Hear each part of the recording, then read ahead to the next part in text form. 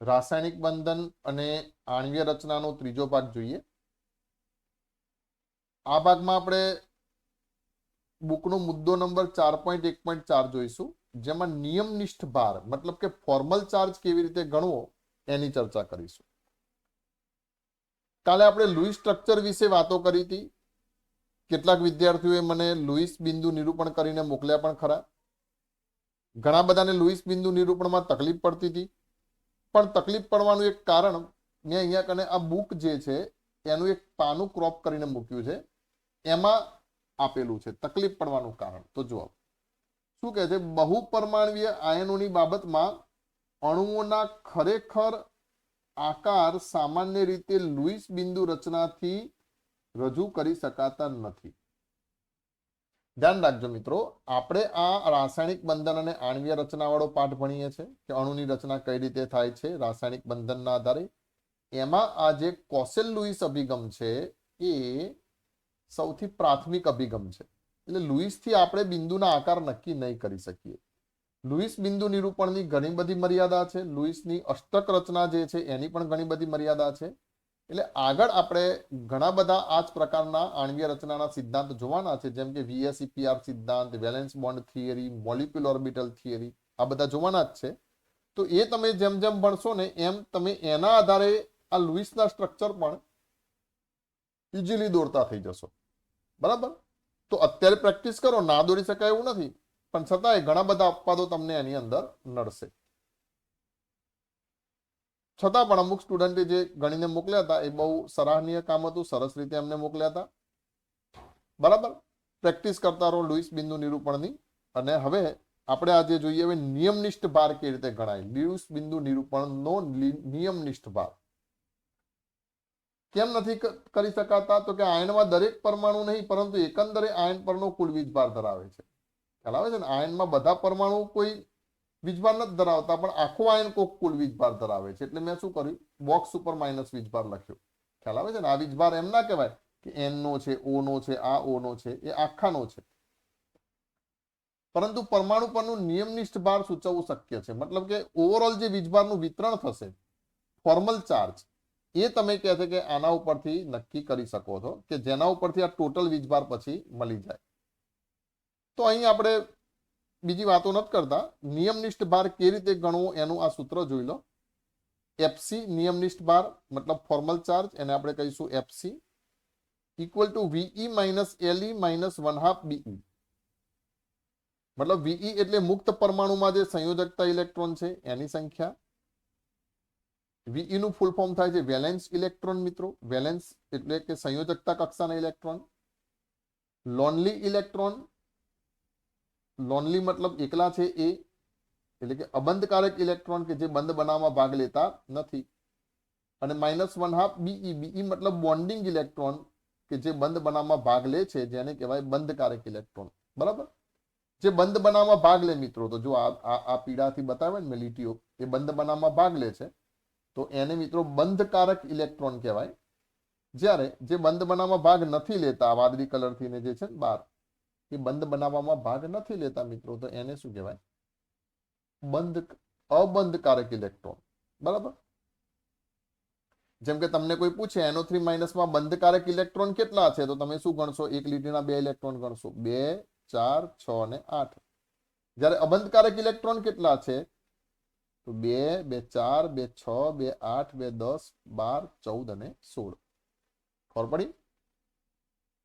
પણ કોઈ એમ પૂછે કે અબંધકારક ઇલેક્ટ્રોન યુગ્મ કેટલા છે, યુગ્મ મતલબ જોડકા, તો યુગ્મ કેટલા થયા, તો આ બે ઇલેક્ટ્રોનનું એક યુગ્મ એટલે 1, આ 2, આ 3, આ 4, આ 5, આ 6, આ 7 અને 8 યુગ્મ થયું। કોઈ કે બંધકારક ઇલેક્ટ્રોન યુગ્મ કેટલા છે, તો યુગ્મ એટલે જોડકા, તો 1, 2, 3 અને 4, બરાબર। તો આ થયો સૂત્રનો શાબ્દિક અર્થ। હવે જુઓ, આપણે આજે મેં નાઇટ્રિક એસિડનું અહીંયા સ્ટ્રક્ચર લીધું છે, એ નાઇટ્રિક એસિડમાં ઓક્સિજન પરમાણુ અને નાઇટ્રોજન પરમાણુ એ બધાનો નિયમનિષ્ઠ ભાર ગણીએ તો અહીંયા હું લખી દઉં છું કે HNO3 માં ધ્યાન રાખજો, આને નંબર આપી દઉં, જેમ કે આને હું કહી દઉં ઓક્સિજન નંબર 1,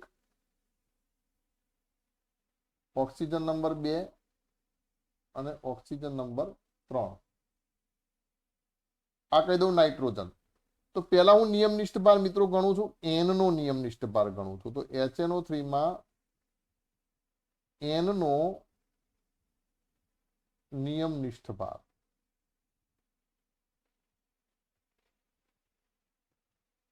બરાબર. નિયમનિષ્ઠ ભારને આપણે શું કહીએ છીએ? Formal charge.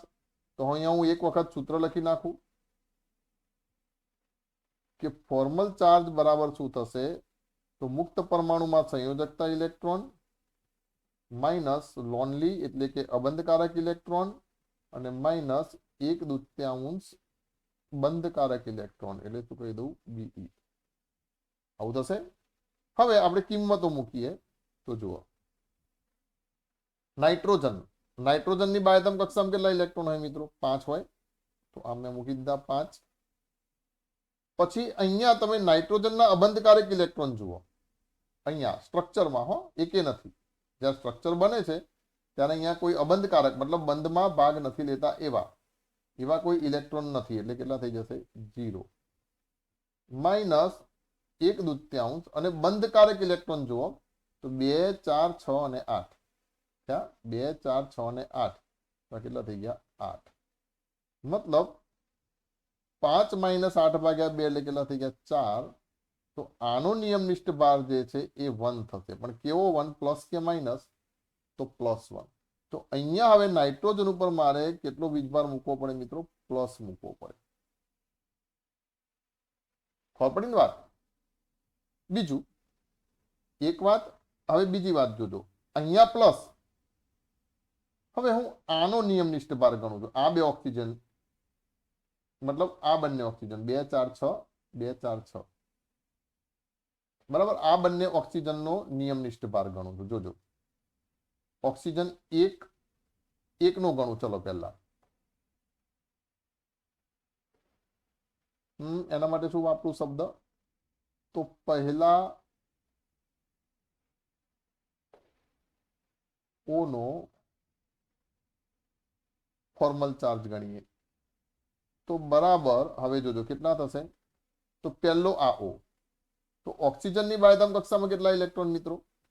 તો ઓક્સિજનની બાહ્યતમ કક્ષામાં 6 ઇલેક્ટ્રોન માઇનસ અબંધકારક ઇલેક્ટ્રોન યુગ્મ લોનલી ઇલેક્ટ્રોન, સોરી યુગ્મની પણ ઇલેક્ટ્રોન તો કેટલા થયા? 1, 2, 3, 4, 5, 6. તો 6 - 6 અને માઇનસ 1/2 અને બોન્ડિંગ ઇલેક્ટ્રોન. તો અહીંયા કેટલા બંધ બને છે? ઓક્સિજનના 1 બંધ બને છે. એટલે કેટલા થઈ ગયા? 2. તો 0 - 1 2 × 2 મતલબ કેટલો થઈ ગયો? -1. તો આ ઓક્સિજન ઉપર હવે મારે કેટલો વીજભાર મૂકવો પડે મિત્રો? માઇનસ વીજભાર મૂકવો પડે. ખબર પડી વાત? હવે જોજો, અહીંયા આ ઓક્સિજન, પહેલો ઓક્સિજન અને ત્રીજો ઓક્સિજન એ બંને તો સરખા જ છે. 2, 4, 6, 2, 4, 6 એટલે સ્વાભાવિક છે અહીંયા પણ કેટલો આવશે? માઇનસ આવશે. તો પહેલા ઓક્સિજનનો O નો એટલો જ થશે, પહેલા વત્તા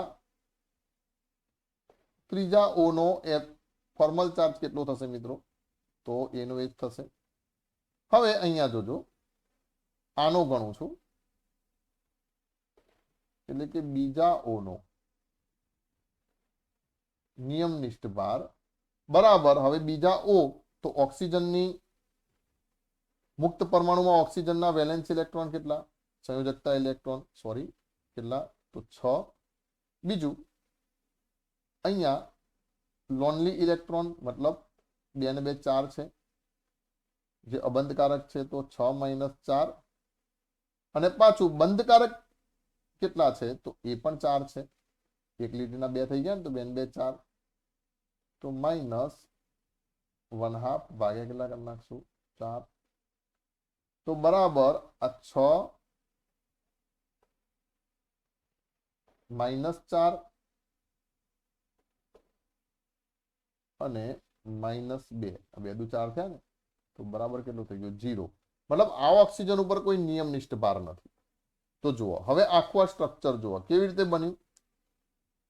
તો આનો એક ભાર પ્લસ બન્યો, આનો એક માઇનસ, આનો માઇનસ, મતલબ +1 અને 2 માઇનસ. તો 2 માઇનસ માંથી એક પ્લસ જાય તો ઉપર કેટલું થઈ ગયું? માઇનસ થઈ ગયું. ખબર પડી વાત? એટલે અહીંયા કને એવું વાક્ય લખેલું છે બુકની અંદર કે આયનમાં દરેક પરમાણુથી નહીં પરંતુ એકંદરે આયન પરનો કુલ ભાર ધરાવે છે. આયનનો વીજભાર જે છે આ માઇનસનો એ કોઈ પર્ટિક્યુલર પરમાણુનો નથી પણ એકંદરે છે. તો એકંદરેથી કેવી રીતે સેટ થયું? આનો -1, આનો -1, આનો +1, એમ કરીને આનો શું સેટ થઈ ગયો? -1. બરાબર. તો આ શું થઈ ગયું? નિયમનિષ્ઠ ભાર થઈ ગયું. હવે મેં અહીંયા એક પ્રશ્ન મૂક્યો છે કે CO3- નું લુઈસ બિંદુ નિરૂપણ કરી તેનો નિયમનિષ્ઠ ભાર ગણો. તો હવે જોજો, મારે CO3-2 નું લુઈસ બિંદુ નિરૂપણ કરવું છે. તો સૌથી પહેલા હું શું ગણી નાખીશ? તો સંયોજકતા ઇલેક્ટ્રોનની સંખ્યા ગણીશ.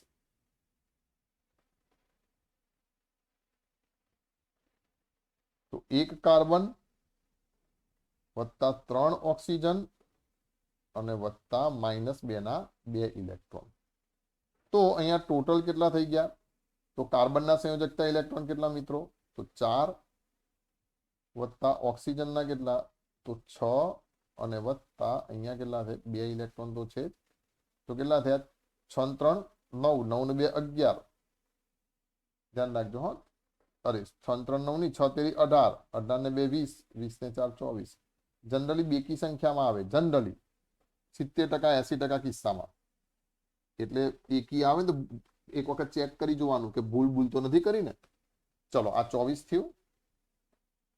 હવે હું એક કામ કરું છું કે ભાઈ એનું માળખું રચી દઉં છું. તો જુઓ CO3 છે તો માળખામાં હું શું કરી નાખીશ? CO3. તો એક O અહીંયા મૂકું, બીજો O અહીંયા મૂકું, તો દૂર મૂકું એટલે કદાચ લીટીઓ બીટીઓ કરવી હોય ને તો ખ્યાલ આવે. બીજો O અહીંયા મૂકું અને ત્રીજો O જે છે એ અહીંયા મૂકું. બરાબર. હવે ધ્યાન રાખજો, પહેલા તો એક બંધ બનાવી દઉં. બરાબર. તો ચલો એક બંધ બનાવી દઉં. એક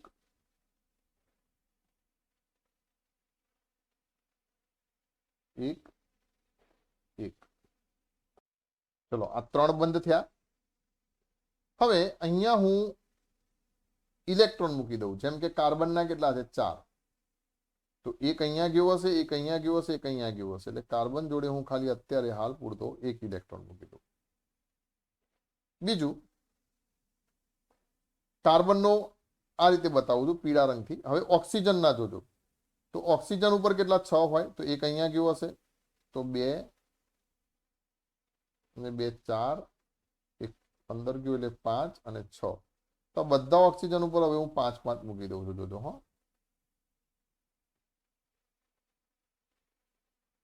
ટોટલ બધા ઓક્સિજન ઉપર 6 હોવાના સંયોજકતા કક્ષામાં. તો 2 2 4 અને 1 5.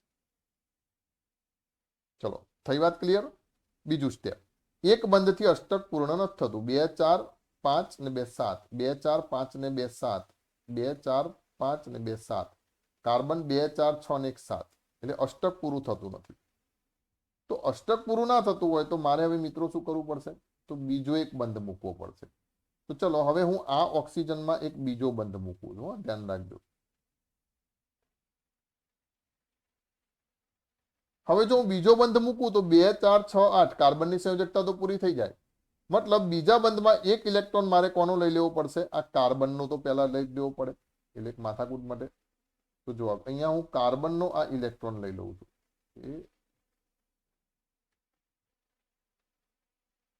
ચેકી નાખી લે. મતલબ અહીંયા એક ઇલેક્ટ્રોન જતો રહ્યો કાર્બન.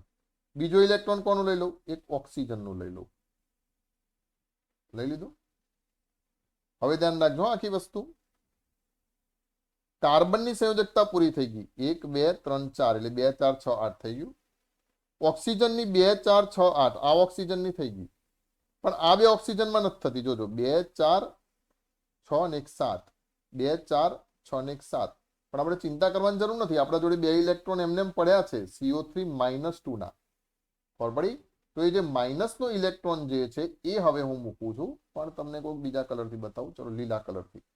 તો આ જે ઇલેક્ટ્રોન જે હું મૂકું છું એ આ માઇનસનો ઇલેક્ટ્રોન આવે.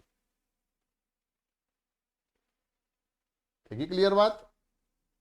તો 2 અહીંયા મૂક્યા માઇનસના ઇલેક્ટ્રોન, તો જો અષ્ટક પૂરું થઈ ગયું, 2 4 6 8, 2 4 6 8. તાળો મેળવી જુઓ, ટોટલ ઇલેક્ટ્રોન કેટલા થવા જોઈએ? 24 થવા જોઈએ. તો 2 4 1 બંધ એટલે 2 ઇલેક્ટ્રોન, એ તો ગોખી જ નાખવાનું છે, યાદ જ રહેવું જોઈએ. 2 4 6 8 10 12 14 16 18 20 22 અને 24 થઈ ગયા. મતલબ આપણે સાચા છીએ. હવે અહીંયા એના માટે હવે હું શું કરીશ, ઉપર કેટલા મૂકી દઈશ? -2 મૂકી દઈશ. થઈ વાત? ક્લિયર? તો આ તો મેં કર્યું નિયમનિષ્ઠ ભાગ, અરે સોરી, આ તો મેં કર્યું લुईस સ્ટ્રક્ચર. હવે આપણે પહેલા નંબર આપી દઈએ. ચલો પહેલા સી તો એકલો જ છે, તો સી નો ફોર્મલ ચાર્જ મતલબ નિયમનિષ્ઠ ભાર બરાબર સૂત્ર શું થશે?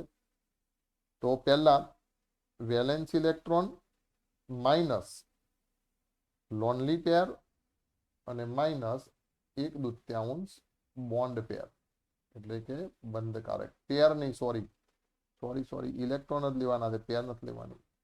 લોનલી ઇલેક્ટ્રોન અને બોન્ડિંગ ઇલેક્ટ્રોન જોજો. હા, હવે કિંમત મૂકો. વેલેન્સ ઇલેક્ટ્રોન મતલબ મુક્ત પરમાણુમાં કાર્બનના કેટલા ઇલેક્ટ્રોન થાય? તો તમને ખબર છે મિત્રો, બાહ્યતમ કક્ષામાં કેટલા થાય? 4 સંયોજકતા ઇલેક્ટ્રોન થાય. માઇનસ લોનલી ઇલેક્ટ્રોન, અહીંયા કાર્બનના કેટલા છે? લોનલી મતલબ એકલા અટુલા, તો 0, એક પણ નથી દેખાતો, બધાએ બંધમાં ભાગ લીધા છે. અને -1/2 બોન્ડિંગ ઇલેક્ટ્રોન કાર્બનના કેટલા છે? તો 2 4 6 અને 8 છે. એ bonding electron, yes, bonding electron ગણવાના છે કાર્બનના મિત્રો, એટલે 8 નહીં પણ કેટલા? 4. કારણ કે કાર્બનનો તો એક જ જવાનો ને. તો બરાબર અહીંયા શું થશે? ના, ટોટલ બોન્ડિંગ ઇલેક્ટ્રોન, લुईस સ્ટ્રક્ચરની અંદર બોન્ડિંગ ઇલેક્ટ્રોન લેવાના છે, સોરી, લुईस સ્ટ્રક્ચરની અંદર બોન્ડિંગ ઇલેક્ટ્રોન લઈ લઈશ તો 4 નહીં થાય મિત્રો, એ 8 જ થશે. તો 2 ચોક 8, 4 - 4, 4 - 0 - 4, તો બરાબર મને કેટલા મળ્યા? 0 મળી ગયા. ક્લિયર? મતલબ આ કાર્બન ઉપર કોઈ વીજભાર આવશે નહીં. હવે જેમ કે હું એક નંબર આપી દઉં અહીંયા કને, જેમ કે આને કહી દઉં નંબર 1. બીજો ઓક્સિજન પણ આના જેવો જ છે, એને ચલો 2 નંબર આપી દઈએ, નંબર 2. 2 4 6 2 4 6 વાળો જ છે ને. અને આને આપી દઉં મિત્રો નંબર 3. તો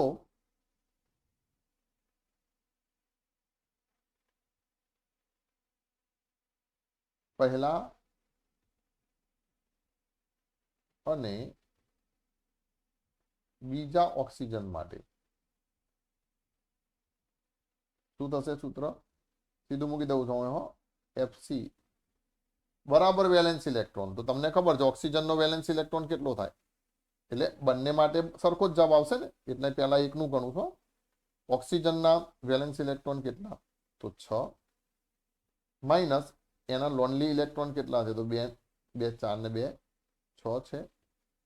અને માઇનસ એના બોન્ડિંગ ઇલેક્ટ્રોન કેટલા છે? તો તમે જોઈ શકશો કે અહીંયા કેટલા છે? 2 એક બંધ બન્યો, એટલે 1/2 2. તો આ છેદ ઉડી ગયા, 2 એકા 2, તો બરાબર 0 - 1, તો બરાબર કેટલું થશે? -1. એનો સીધો મતલબ શું થયો કે અહીંયા માઇનસ વીજભાર છે, અને આ જગ્યાએ પણ કયો વીજભાર છે? માઇનસ વીજભાર છે, કારણ કે 6 ઇલેક્ટ્રોન થઈ ગયા. ચલો એક વાત બીજું જોવો. હવે આ ઓક્સિજન મતલબ કે ત્રીજા O માટે હવે જોઈ લઈએ આપણે. તો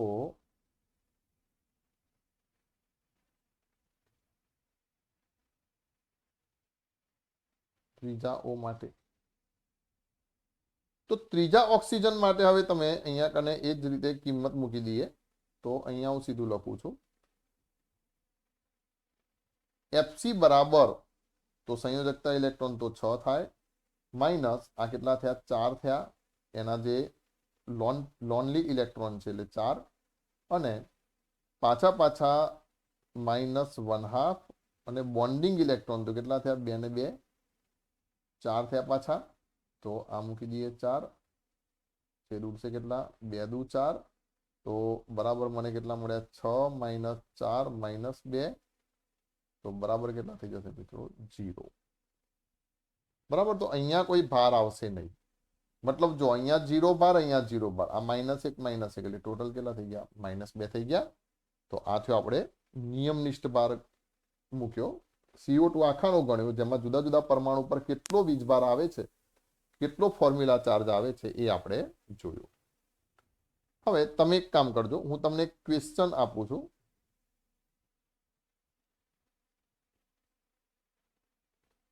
આપણે એવું કરો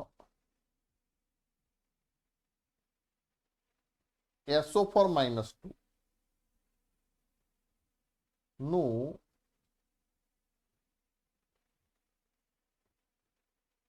લુઈસ બંધારણ લખી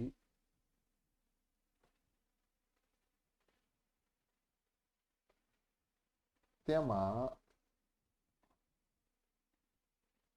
દરેક પરમાણુ પરનો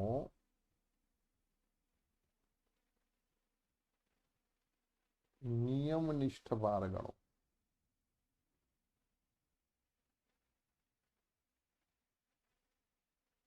તમારે આ ગણી અને મને મોકલવાનું છે ઓકે